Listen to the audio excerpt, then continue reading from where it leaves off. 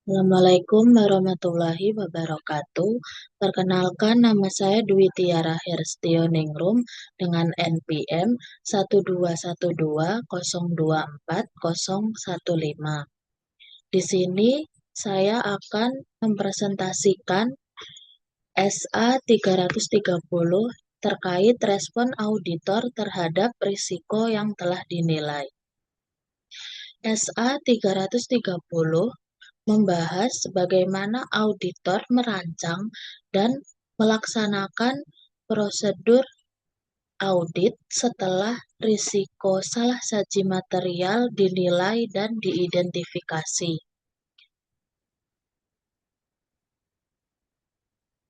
Selanjutnya, SA 330 mengatur tentang tanggung jawab auditor dalam merancang dan melaksanakan respon audit terhadap risiko salah saji material yang telah diidentifikasi dan dinilai berdasarkan SA 315 dalam audit laporan keuangan.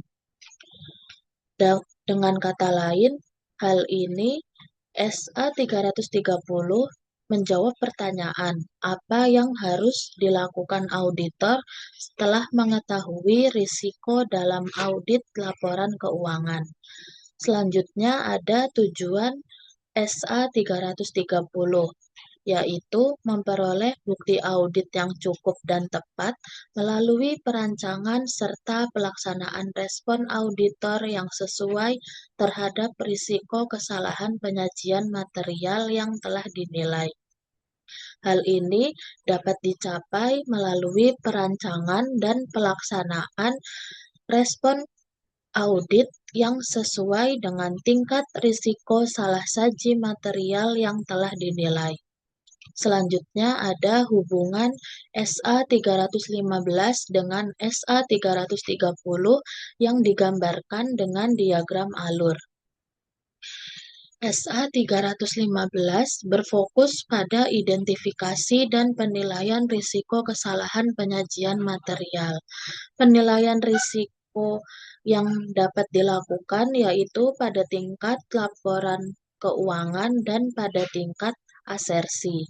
Setelah risiko tersebut dinilai, SA 330 mengatur bagaimana perancangan dan pelaksanaan respon auditor terhadap risiko yang telah dinilai. Prosedur audit yang dapat dilakukan yaitu 1. Pengujian pengendalian dan prosedur substantif. Hasil akhirnya yaitu diperoleh bukti audit yang cukup dan tepat sebagai dasar pemberian opini auditor atas laporan keuangan.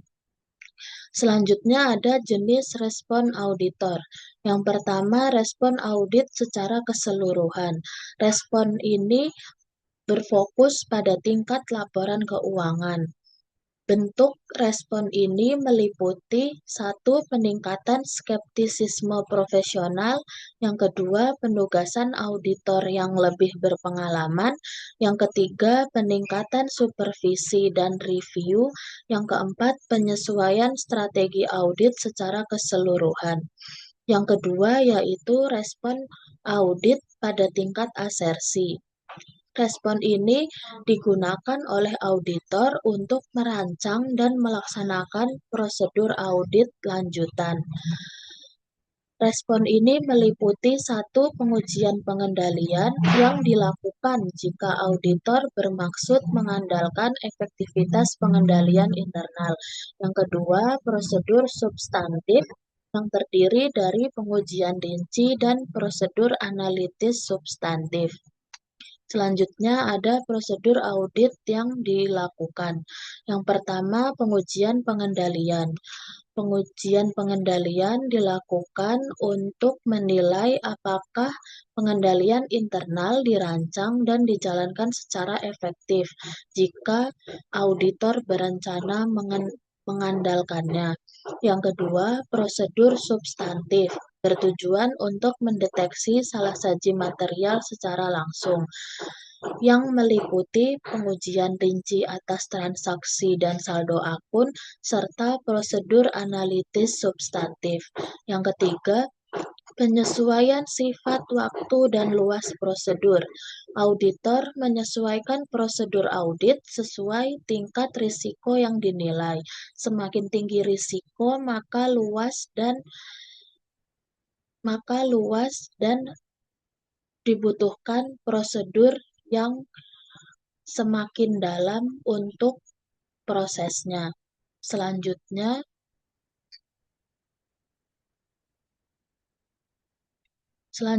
ada risiko signifikan dan respon auditor. Risiko signifikan yaitu risiko salah saji material yang menurut pertimbangan profesional auditor memerlukan perhatian khusus dalam audit laporan keuangan.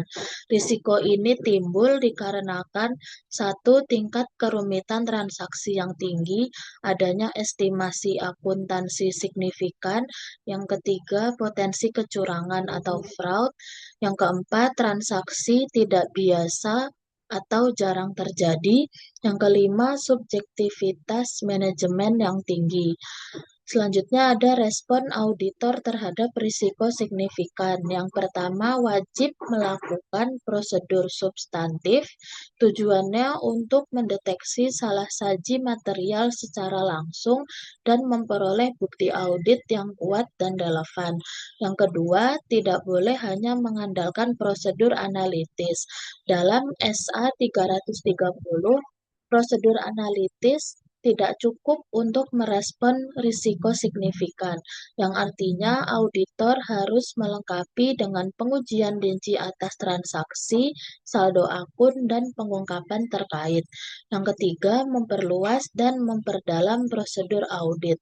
Auditor perlu memperbesar luas pengujian dengan menggunakan sampel yang lebih banyak, meningkatkan kedalaman pengujian, dan fokus pada pelaporan untuk mengurangi risiko manipulasi. Selanjutnya ada dokumentasi audit. SA 330 menegaskan bahwa auditor wajib mendokumentasikan secara memadai respon audit yang dirancang dan dilaksanakan terhadap risiko salah saji material yang telah dinilai. Auditor harus mendokumentasikan respon audit secara keseluruhan, hubungan risiko dengan prosedur audit, dan hasil prosedur audit. Tujuan dari adanya dokumentasi ini yaitu satu, menjadi bukti bahwa audit telah dilakukan sesuai standar, dua, mendukung pertimbangan profesional auditor, tiga, memudahkan review dan supervisi, dan yang keempat, menjadi dasar pertanggungjawaban profesional sesuai ketentuan Institut Akuntan Publik Indonesia atau IAPI. Terakhir ada kesimpulan dari SA 330, yaitu Standar Audit 330 mengatur bagaimana auditor merespon risiko salah saji material yang telah dinilai berdasarkan standar audit 315. Respon audit tersebut dilakukan melalui pengujian pengendalian dan prosedur substantif untuk memperoleh bukti audit yang cukup dan tepat.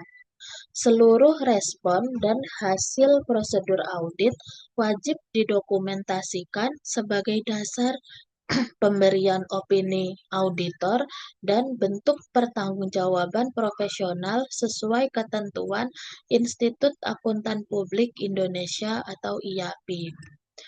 Sekian presentasi dari saya, kurang lebihnya mohon maaf. Wassalamualaikum warahmatullahi wabarakatuh.